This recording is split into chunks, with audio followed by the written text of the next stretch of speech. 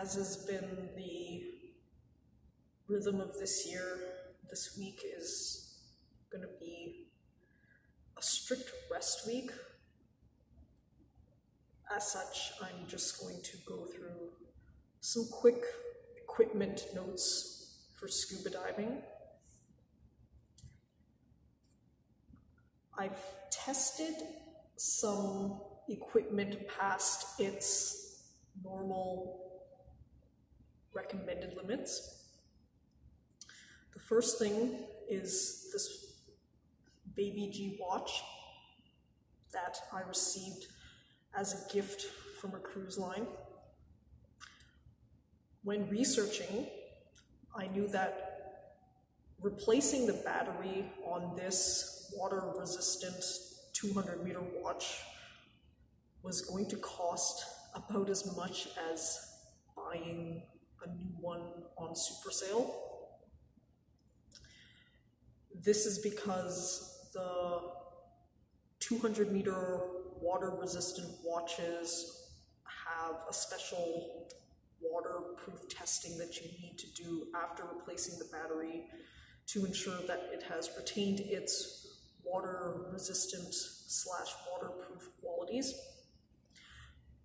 Some confusion abounds with regards to what exactly Casio's water-resistant rating means. From what I understand, although they recommend against scuba diving with these watches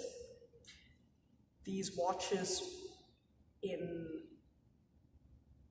normal scuba diving conditions, especially for open water, should be enough, according to people who scuba dive both recreationally and professionally. In fact, many of these people use G-Shocks and Baby Gs as their backup to scuba dive computers.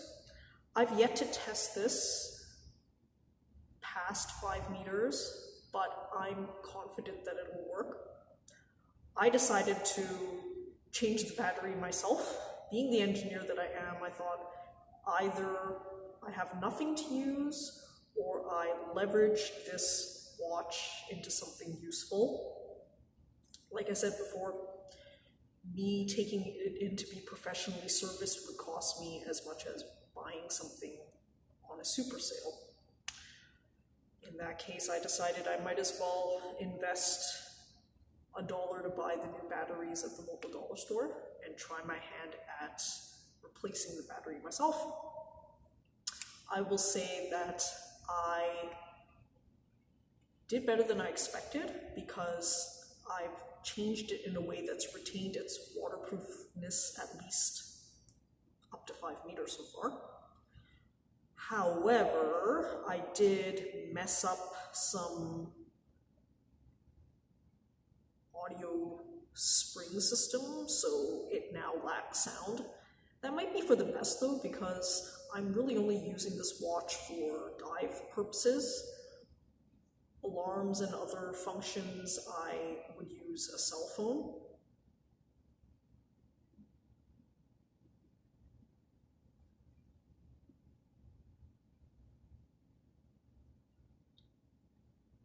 To be more particular, this is actually called water resistant 20 bar, which is supposed to be equivalent to 200 meters. I will update on what the progress is during my open water ocean dives. I'm confident that it will work. The thing to be careful of if you are changing your own battery is to follow along on some YouTube videos.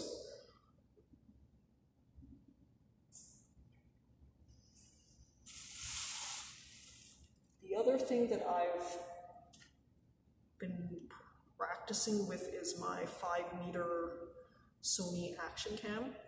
I know that Sony Action has updated their line up to 60 meters dive-proof case.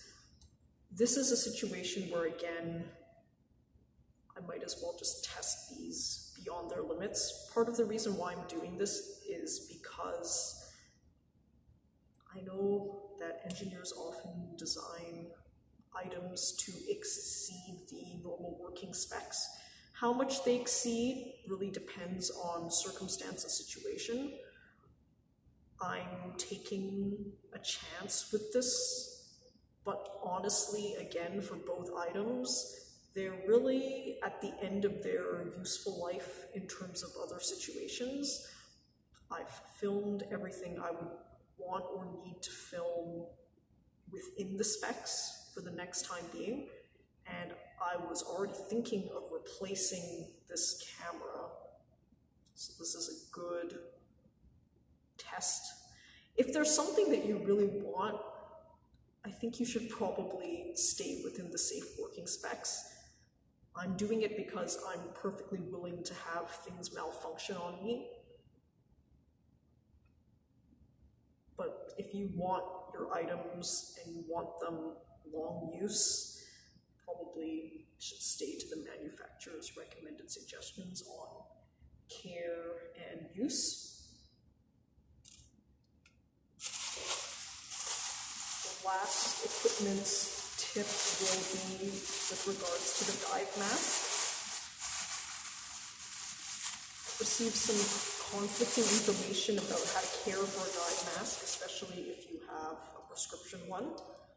I think, again, best to read the manufacturer's original suggestions, but what I found useful to help prevent fogging is to scrub the lens both outside and inside with normal baking soda toothpaste. I think that has helped quite a bit with the defogging. I obviously combine it with the spit method as well. I might actually toothpaste before every single dive to improve the visibility in my dive mask. Today's vlog has been more challenging than normal ones.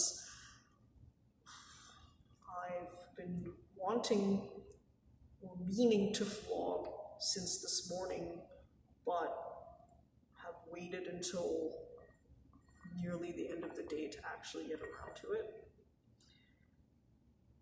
This is again mimic the rhythm of life this year. Things have gone in a different direction than I anticipated. I've hibernated from adventure travel for basically the entire year until now and replaced it with the adventure of learning to dive. In retrospect, I think this was a good idea because the diving has taken a lot of investment from me in terms of money, time, energy, but also in deep philosophical energy, which in itself has been an adventure. I've admitted that scuba diving has been the thing that I've struggled the most with in my last 5 years of adventure travel. So I knew that it was going to be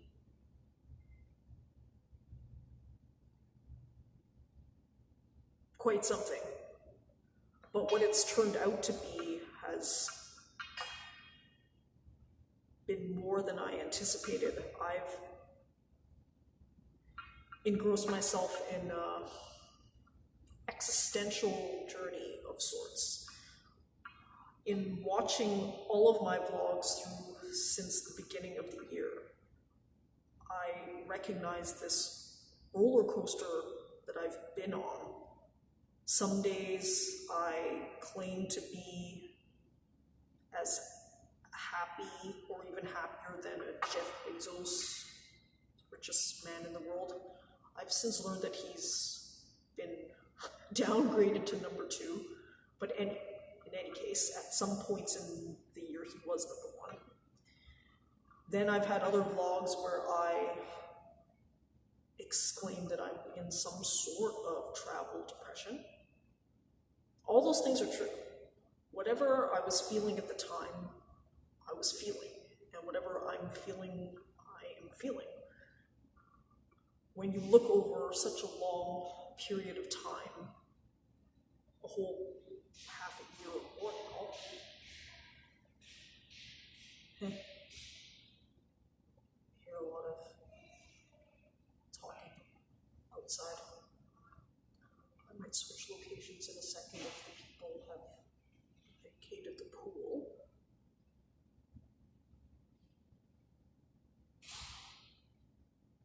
One second.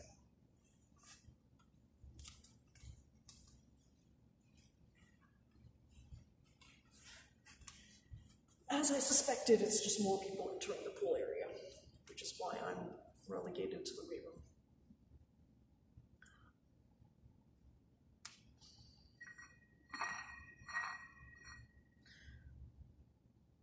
I know that the number one priority in my life is adventure. That much is true.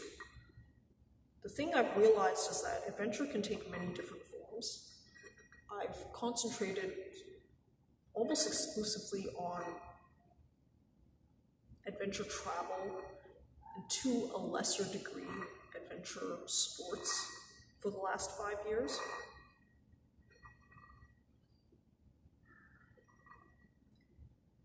And the pace I was going at was honestly breakneck. I enjoyed it when I planned it and was undergoing it.